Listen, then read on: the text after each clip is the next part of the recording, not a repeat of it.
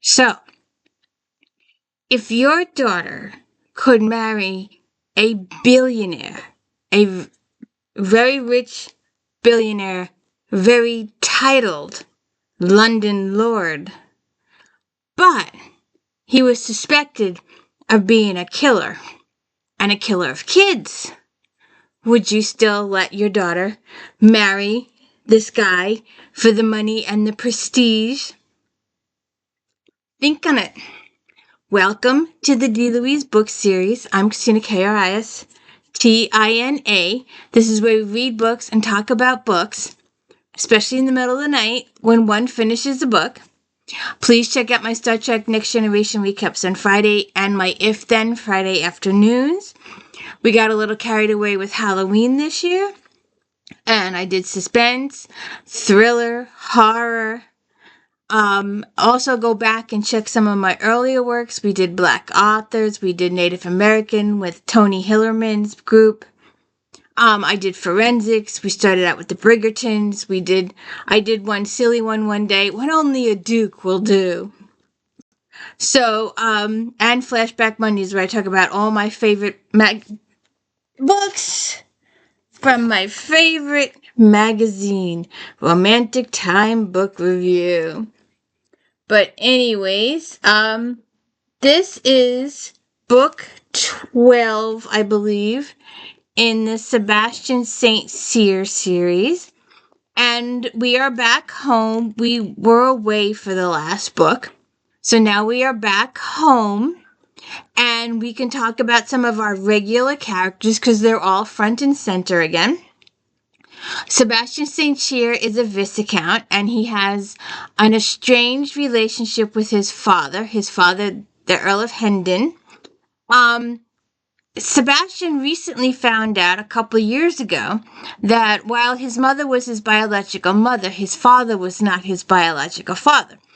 But because his other half-brothers are deceased now, Sebastain is the heir.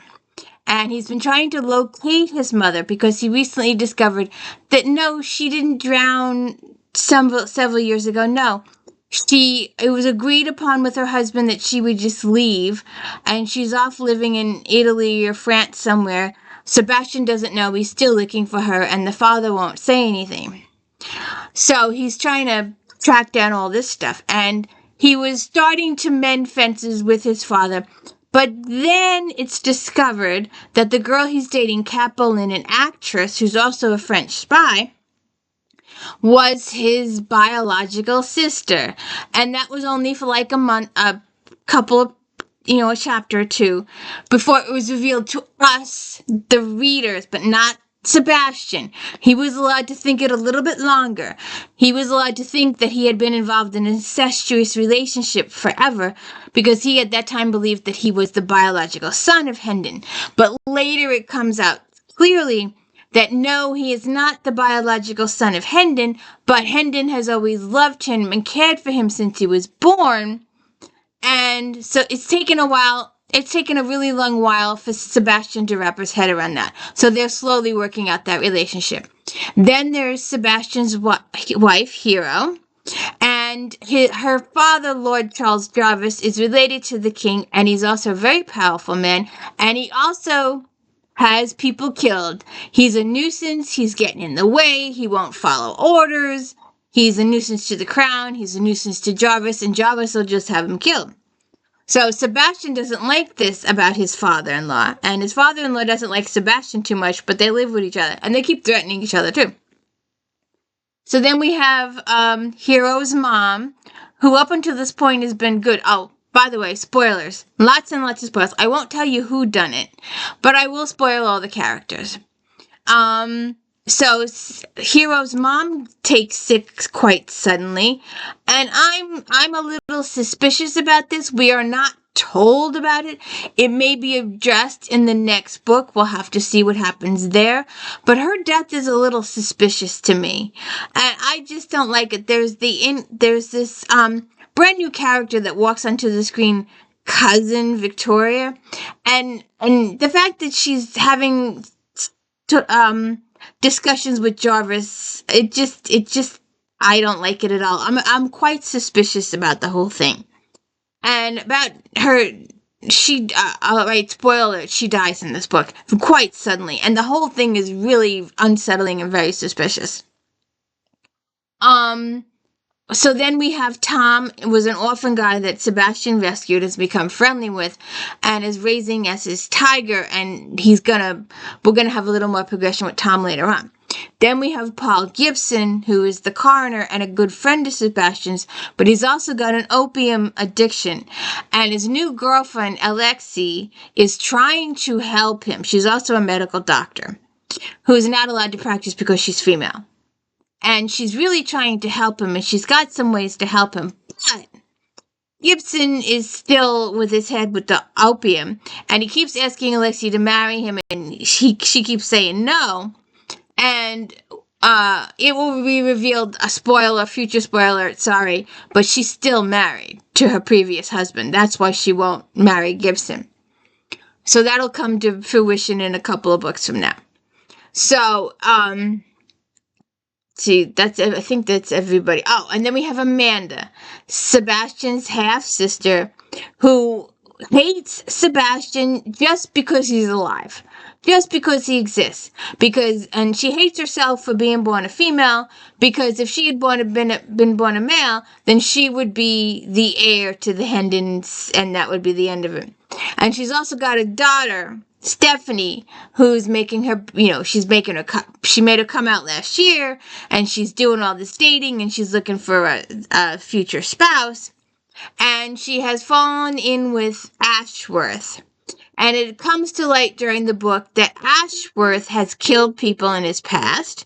He also has a little bit of a pedophile affliction. So that is all just creepy. And even Hendon doesn't approve of the marriage, and Jarvis doesn't approve of the marriage, and Sebastain doesn't approve of the marriage. But Amanda, the mother, oh good lord, she goes up of every single video. Please check out Dirty 30 on New Year's Eve if you want to know her identity. I did all of Janet Ivanovich's books last year, and I revealed her identity on New Year's Eve. So go check those videos out if you want. And all my JD Robs too. So, but Amanda does not care. Does not care that her daughter's future husband likes to whip children. She does not care, and Amanda does not care. She's in love with the guy, and supposedly with child already. We don't know. She might just have said it to get Sebastian's ire up. But Sebastain is able to find out all these really serious details about Ashworth.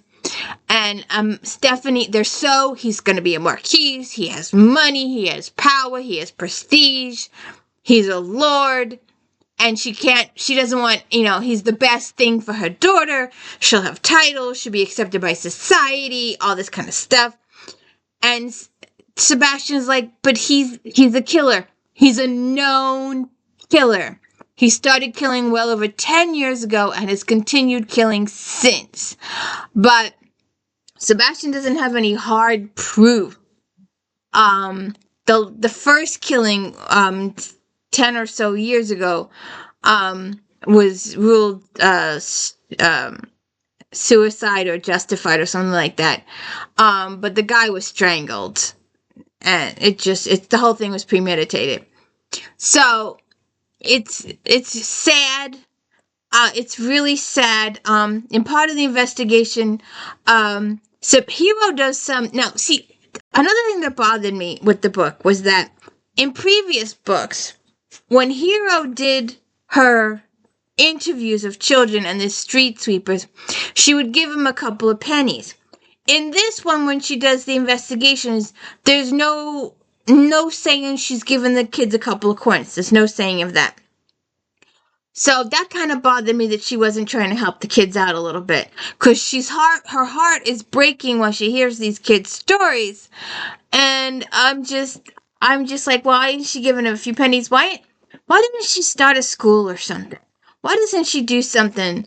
Start a school or an orphanage or something where these kids can go and get 3 meals a day and have a roof over their head and maybe learn an occupation or two.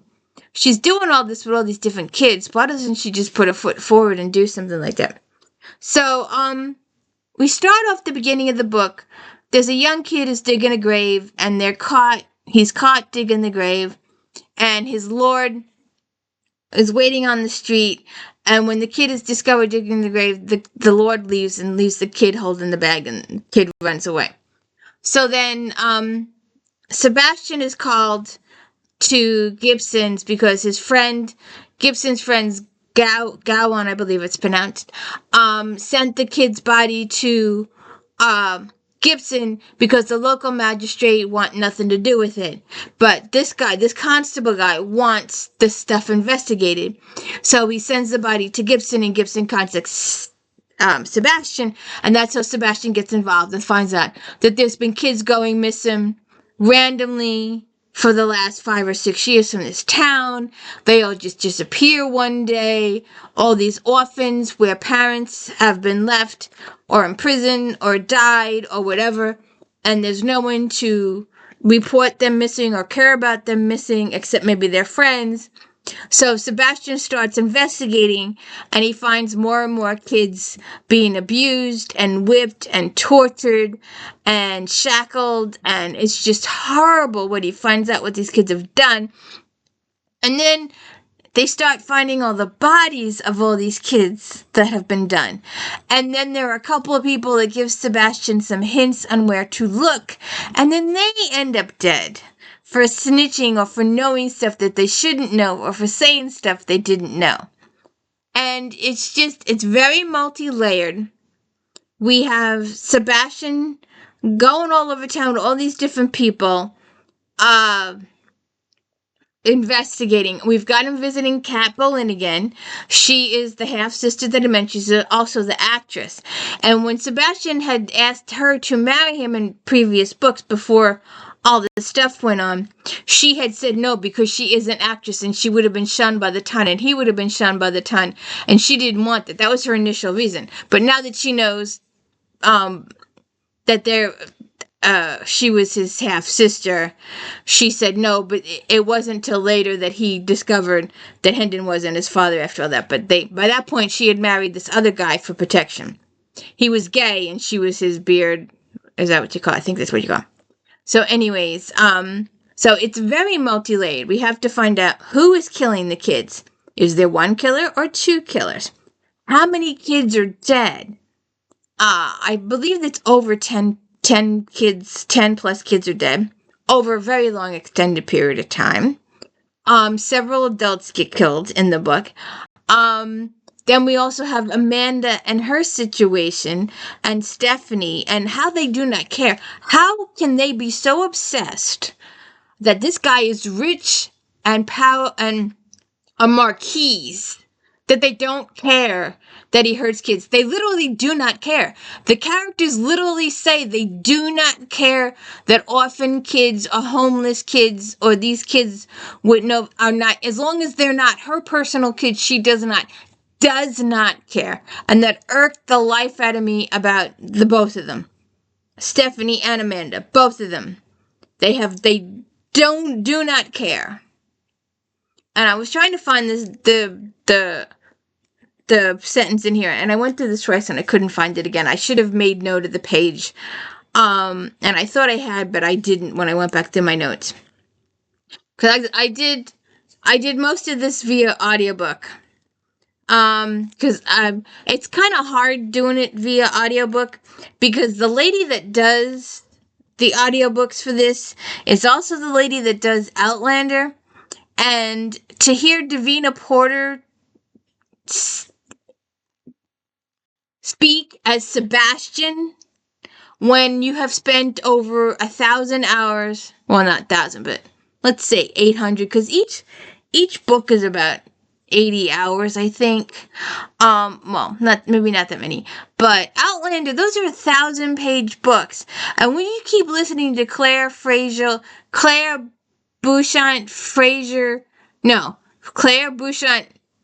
Randall Fraser, and Jamie Fraser talk for 8,000 hours, 800. It's hard to get used to it, but it's been about 3 or 4 books now. But I enjoy the audiobooks. They're good.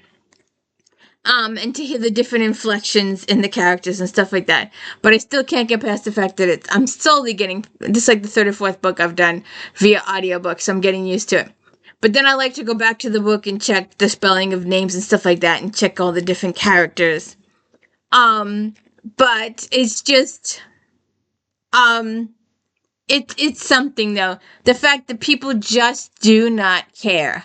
That these people are, Amanda just pissed me off to no end. But I love the little Victoria Thompson does this, and I love that C.S. Harris does this too. I love the little historical pieces of information in the back of the book. Street children have been a part of cities at least Roman times and doubtless long before. According to British philanthropist Lord Ashley, 30,000 runaway, orphaned, or abandoned children were scrambling to stay alive and keep warm on the streets of London by the middle of the 19th century. The problem is still with us. UNICEF puts the current number of street children worldwide in tens of millions, with some estimating the number higher. For Britain's disturbing practice of transporting the mothers of small children, see The Women of Botany Bay, a reinterpretation of the role of women in the origins of the Australian society. The ancient monast area of London known as Clerkenwell takes its name from the famous Clerkswell, clerk being the Middle English term for clergyman, which can still be seen there in Farrington Lane.